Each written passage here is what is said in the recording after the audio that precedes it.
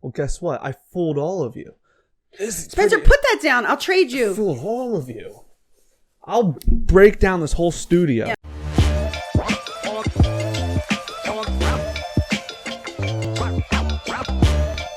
Hello and welcome back to the Croak and Crow podcast. I am Spencer Cartier. I'm a blockhead. And this here is Frank, also kind of a blockhead in his own way. What's up, guys? It's good to be back. It feels like it's been a while, but it hasn't. Well, because... Long weekend? Well, Sunday to Wednesday. Sunday to Wednesday. Did you check out the meme review? It was a good one. A lot of people did check it out this week. Oh, yeah? Yeah. We got some viewer retention? We got some viewers as well. Some subscribers. What's up, guys? In case you're new here, I'm Spencer. And what we do is we have a podcast. And what we do in that podcast is we talk about things. Religious things. Things that make you feel good about living on Earth. Or make you question if Earth is really that great. Well, no. What I meant was people naturally question if living on Earth is that great. This podcast lets you know it's okay. It's okay. You know what? All the terrible things, they're okay. It's a step. They're steps. These glasses have like a... You always have trouble with these glasses. You know why? Because they have like a gradient to them. Uh-huh. Which is good when you're sitting out on the beach and you look up and the sun's the brightest and down. Yeah. But now like when I look at you, I have to kind of look up. It kind of looks cool though. Yeah. Well, maybe if I go like this down too. How does that look?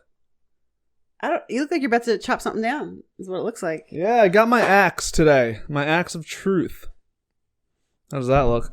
I got my axe. We always talk about sharpening the axe here on this podcast. And for you, do not like the way that looks. You know what? I think I'm gonna go hat, no glasses. Okay.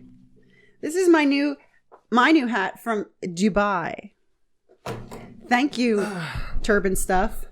So I always talk about sharpening the axe here on this podcast. It's a spiritual podcast after all. We talk about navigating life through spirituality. Right. And a lot of people, they say the realist spiritual people give up all of their possessions and they don't care about themselves. Right. It's covering my face.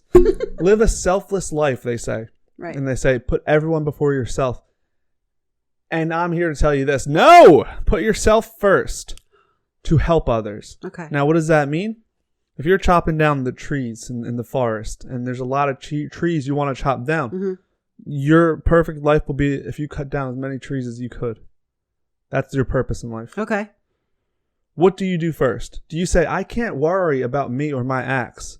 I got to just go start chopping down trees with a dull axe. No. But all I care about is chopping down trees. These trees. No. First, before you even start your day of cutting down trees, which translates to doing good stuff, good deeds and all that. Right. You want to sharpen your axe. And what that means is you want to make sure you're physically fit, you're mentally fit, and you're spiritually fit. Yes. Financially fit too, you know? Yeah. People have a hard time saying, oh, it's harder for a rich person to go to heaven than for a camel to go to the point of a needle or something like that. But if you work hard and you make some money, it's okay. Don't be hard on yourself because with that money you can do good. Right. Yeah, I'm not saying sharpen your axe and put it on your wall and say, look how sharp my axe is. Sharpen your axe and then put it to good use. Yeah. Put that sharp axe to good use. Yes. And this is actually not a sharpened axe, as you can see here. Spencer, no. But I like that you say that about the financially as well, because there's these oft repeated phrases that spiritual people say, or people who think, oh, I'm not spiritual because I don't subscribe to that channel.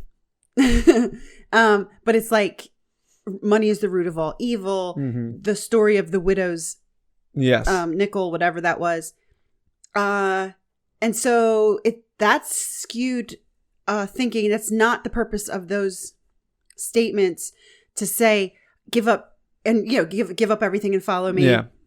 So people might be misled on their own or by someone else to think that the best thing that I could possibly do is give up all my finances. Yeah. And no, that's your finance is part of your strength. It's part of your strength. The goal, I think, to make important is you don't want to worship things. You don't want to worship earthly things. You don't want to put money on a pedestal and say that's what will make me happy, Or like, let's compare it to strength. Mm-hmm. I go to the gym every day. I don't go to the gym and then my physical body, the way it looks, the way people perceive it, that isn't the goal. The goal is, then I just went to Colorado and I was able to climb a mountain. And maybe if there was an old woman at the top of the mountain, I could carry her down. Oh, yeah? Even if she didn't need it. I just throw her over my shoulder. She's like, no, I'm good. I'm more in shape than you. No. So. Well, you have to be in shape to carry a struggling person. So, yeah. So as long as you're not like, I'm not worshiping the image of what working out is. But they think that there's a piety or they think that there's some special blessing about giving up your very last dime. Yeah. And if you do that, most times you're just going to become a burden to someone else. Yeah. No, literally. Yeah. You're going to be the person asking for $1. And it's like when you make a couple dollars, then you give out dollars. You know, it's like you give a man a fish. You give a man a fish. He eats for a day. You teach a man to fish. Yeah. He eats for a lifetime. And it doesn't directly correlate, but no. If you give a man, never deplete yourself completely. Yes. Give away what you can. Let's just keep saying examples and examples. It's like say you're a great surgeon. Yeah. You're a great surgeon. You really can save lives. You really can repair whatever you're doing. But you can't be in the operating room 24/7. No. Because then you're going to be tired. And you know what? You're going to mess up a surgery. Yeah, the fifth person, probably the second or third person, is not getting the care that the first person got. You always have to replenish yourself. Speaking of the surgeon analogy, but this has nothing to do with that. There's some questions in philosophy that don't have an answer, but it just poses a thought. There's a boat. There's two people on the boat. There is a child, and then there is a surgeon who is a child surgeon. Okay. And there's only enough food in the boat for one of them. Okay. Who should get killed? The child. The child? Yeah. Because the surgeon can save more lives? Yeah. So he's worth more than that child? Is there an answer? No. Oh, I also might have posed the question wrong. Because it seems like, a pretty clear-cut answer. Yeah. No, yeah, so you... Well, the child would live longer, but would he live longer out there on the boat by himself? I don't know what the story is, but... It's just saying, like, is the potential of lives saved down the road worth that man's life? Makes that man's It's like, what's this movie important? with Matt Damon and they went back for the last guy? Saving Private Ryan? Yeah. And then, a lot of them died just and he felt bad. Yeah. I don't know. Yeah. They're hard questions for a Wednesday. Yeah, it's a little early in the week to be asking those philosophical questions. I don't even know what day it is. It's Wednesday. No, I meant like date. It's June Sometime in 17th. June. No, it's June 16th. In 2021. It's June 16th, 2021. Better than last June 16th overall. Yeah. Oh, you know what? When I think back to what I was doing June 16th, it feels like a lifetime ago. It does. It's like, that was my life. You know what? It really does. I want to tell you. Bored in the house and I'm in the house bored. Remember that song was like the motto? Yeah, all those songs. I'm bored in the motherfucking house bored. I'm bored in the house and I'm in the house bored. And I'm bored, I'm bored, I'm bored. Bored in the house and I'm in the house bored. And I'm bored. It's so funny. It's like, every summer there's like a summer song. And yeah. It's like, I think 2019 was like, I'm going to take my heart. But like literally last year's summer anthem was I'm bored in the house. I'm in the house bored. Depressing. There's something about childbirth. I don't know turban stuff if I'm going to be liking you because you're kind of riding up. But probably wearing it wrong. Not. You're supposed to wear a little bow in the front. You probably don't have enough hair. I have so much hair. Look at it.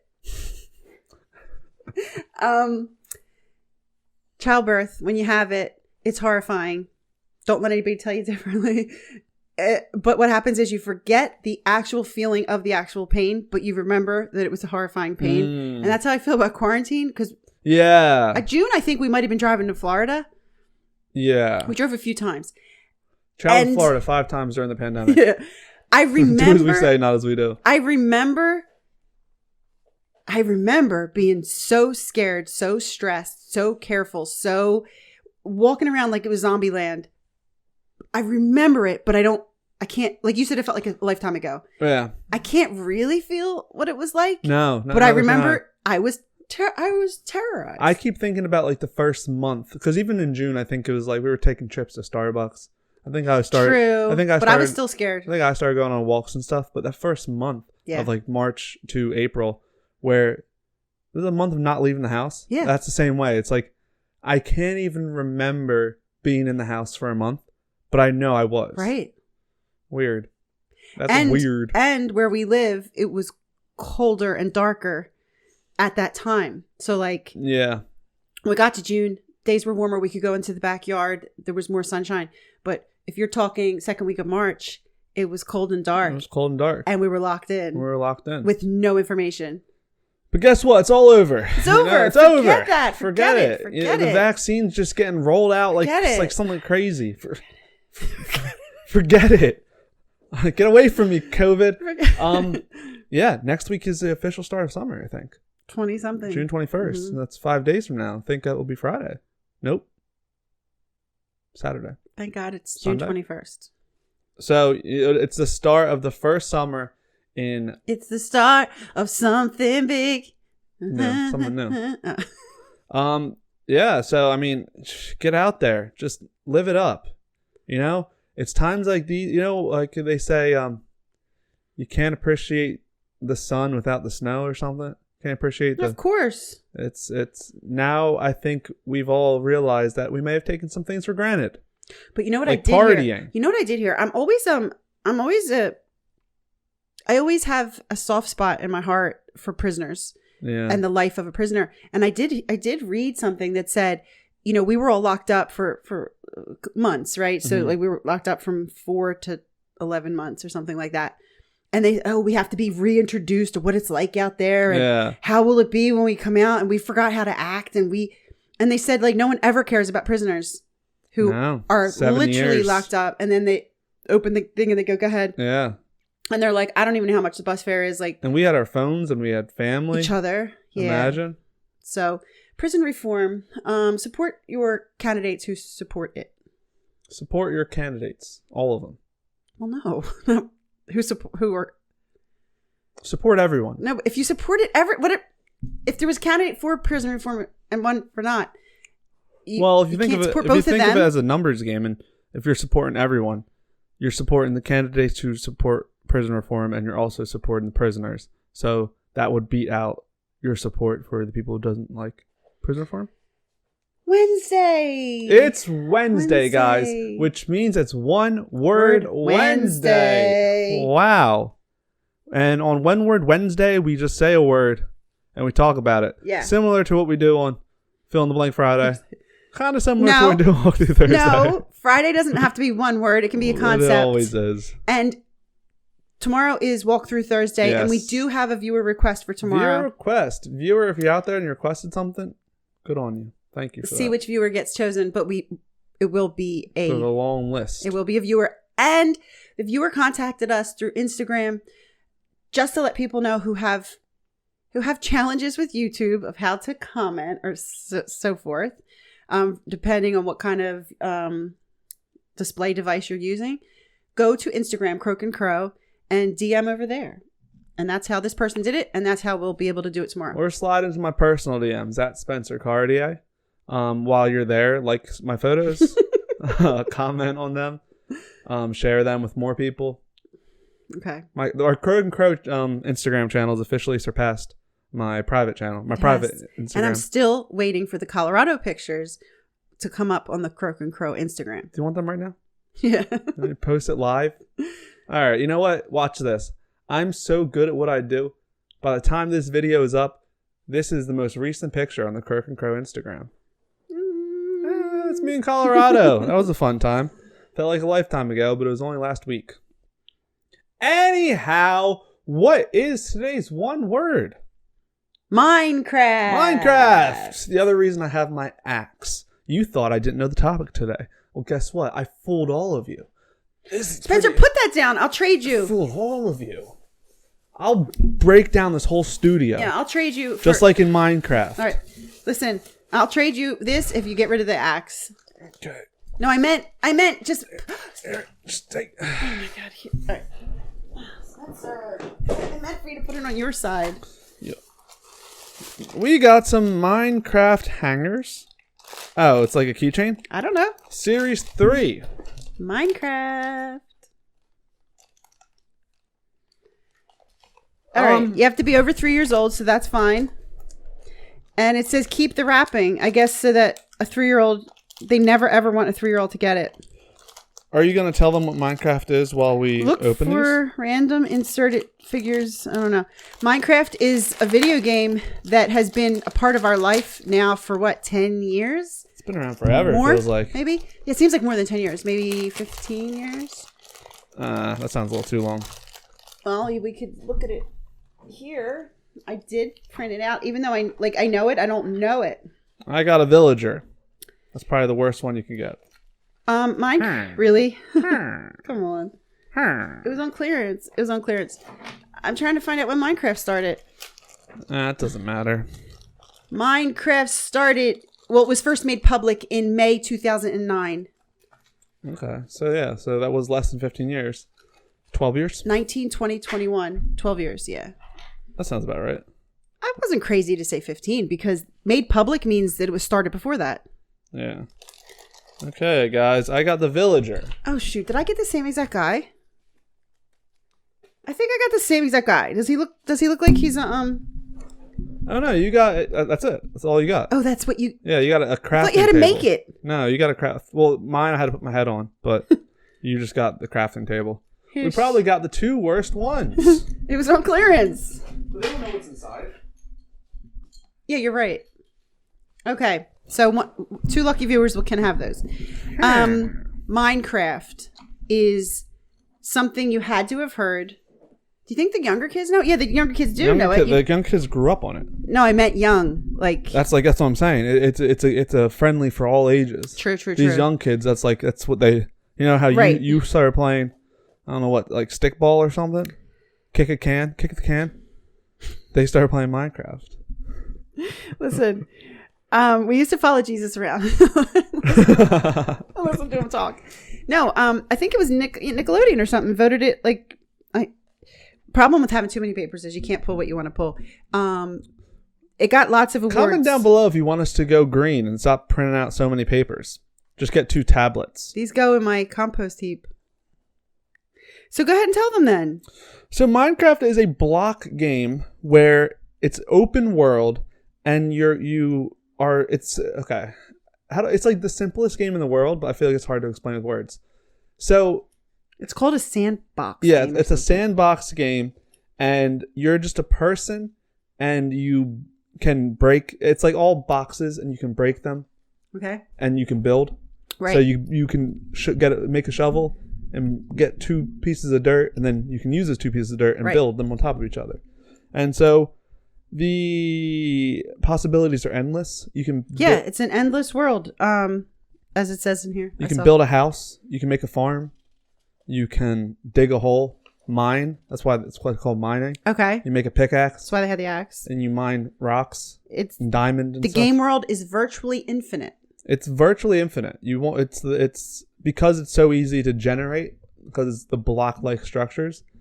Anytime you make a new world, you're not going to no specific goals to accomplish. No specific goals to accomplish. It's that's why it's kid friendly, but it also can get pretty advanced if you're quite the architect. 200 million copies sold. 200 million copies sold. And 126 million monthly active users as of 2020. Okay, well, we don't need to talk about that stuff because we're not a Minecraft channel. But this is what I'm saying. No one we're watching is a Minecraft viewer. But I'm saying, hey, Minecraft viewers, stand up. Where you at? Yeah, spam my comments section. No, I'm just saying, if people are like, "What the heck are they talking about?" The reason we're talking about it is because it's not a passing fancy. It's so huge. So huge. I was still trying to find the awards. It got so many awards. Okay, yeah, but I'm saying that stuff we don't need to worry about because we only have 10 minutes to talk about it. 10 minutes. We'll have 10 more minutes to talk about it. Okay, so go ahead. Well, I was hoping you would because you just chose the topic. You read the Easter. Yeah, but you know it better than I do. It's Wednesday, guys. I don't even know what's happening. It took away his axe. It took away his It took away my power. It's like Samson and his hair. All right. So the interesting thing in our channel is when we bring it back to somehow a spirituality application. Last year, a minute ago, we talked about coronavirus and being quarantined, locked up, and a church somewhere, Texas, couldn't do their Easter egg hunt. Their annual church Easter egg hunt. So just within their little congregation, they said, let's do a virtual Easter egg hunt in a little virtual made up land. And so all the kids logged on to Minecraft, and it turned out to be quite the hit. It was so big that what's it called? EA Sports or EA Sports. EA Sports helped them because it became too big. They needed a bigger server. Computers couldn't run it with that many people playing, and it poses the question. So this brought these kids the joy of Easter egg hunting and stuff in a game that they're so comfortable with. And so my question is, should we make religion more progressive? And not in the sense of yes. views or something. I'm saying, I think church, just like minimum wage, the world keeps moving and it's sort of staying the same. You know? Mm-hmm. It's like, well, prices are going up. Why is minimum wage still a thing? It's right. We're becoming so electronic and stuff. Why are you still dragging kids to 6 a.m. mass? Right. And I get it. That may sound like I'm saying, oh, going to church isn't important. And you're like, my kids are going to learn to have the habitual thing of going to church. Right. But what's more important, guys, when we're talking about God? What really is church? Now I'm getting mad. What really is church? Well, you had a meme on the Christian meme review that I saw. I did. And it was a picture of a bunch of people all gathered around. You wouldn't really know what they were doing. They could be eating barbecue. Yeah, it was like 5 people at a table. And then they had a block, a building. Yeah. What do I call it? Brick and mortar. And it said, the people said this is the church, and the other one said this is a building. Right. And so this poses the question of, should we be moving in this direction? And I'll give you my answer. And I think yes. I think this is great. I think if we cared enough, if we weren't holding on to the past as much as we do, mm-hmm. we are so smart. We're so innovative. We can literally make they were using Minecraft as a vessel to push kids to celebrate Easter celebration. Right. I think they even said they had a Bible study within the game. And so we're using that. Oh, and let's try to make church around it. But imagine if we focused hard and you had, child services. You had like mass and services that had tablets, maybe little games. Yeah. And you may be thinking, oh, well, that's taken away from God. But I think it's bringing us closer. How could it not? Like as much as you love movie theaters, so wait, you're Netflix saying, is taking over.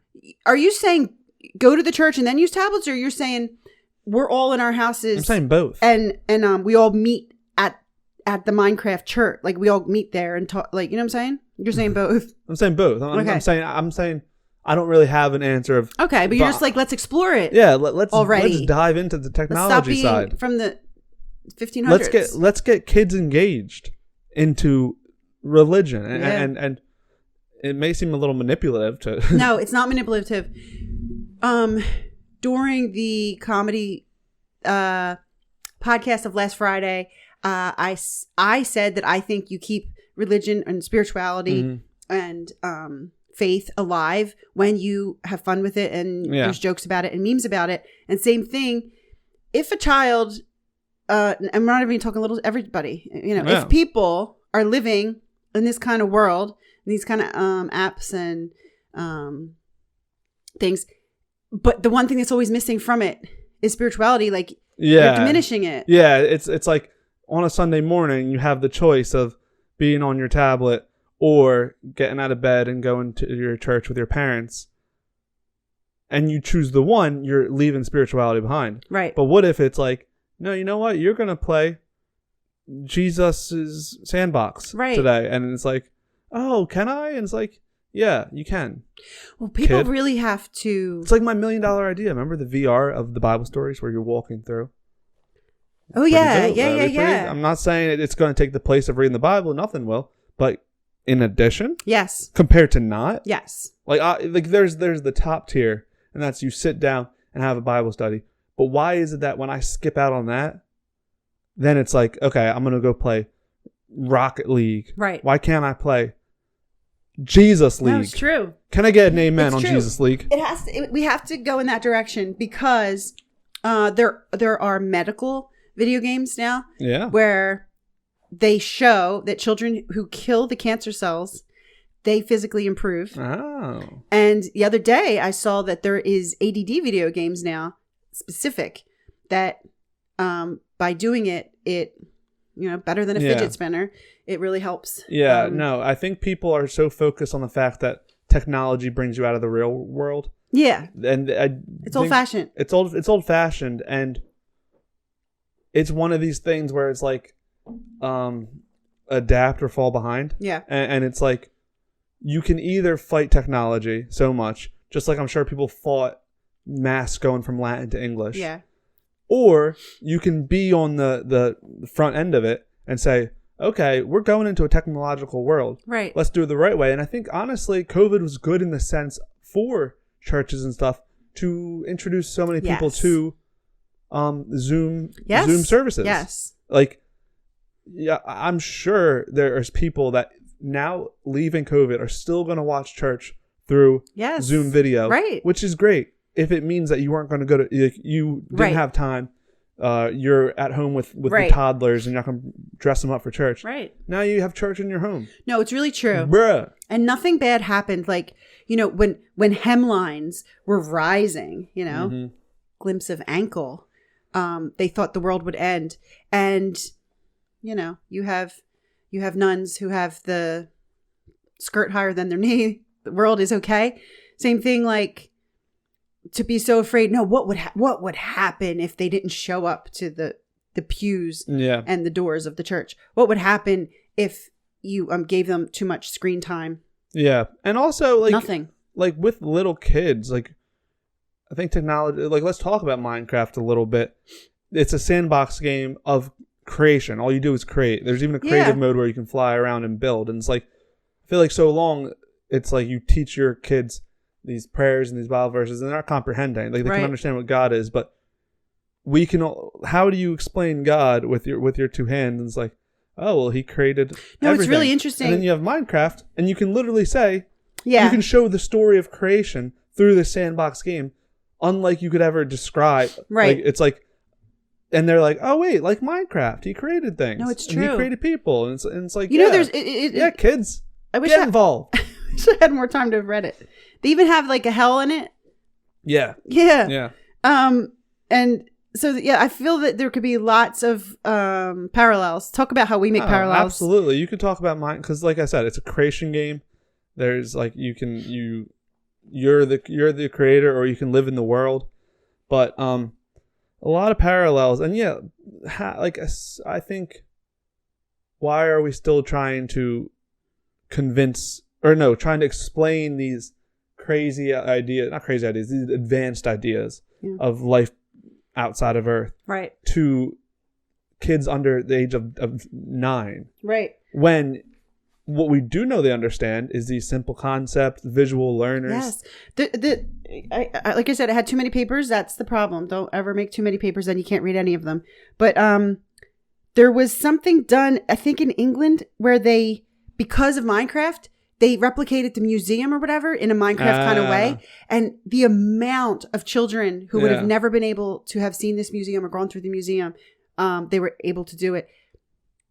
Definitely, you could just change that into church or Bible stories or anything you just talked about. Yeah, and just like the meme review where I say, I wish there was more middle ground, because I feel like there's the people who know the Bible very well, and there's the people who make memes, and I'm like, why can't both of those things join? Right. Yeah, I just think it's the same thing with this. I think if religious people and people who agreed that technology is the future and video games can be beneficial, kids are geniuses these days. And if we could join those two. And this is the thing. You talked about memes, and you said you want the best minds. Yes. Minds. I want the best mind. I want the most biblically read minds to also be like, I'm going to crack a joke. Right. And you want the wittiest, cleverest, funniest.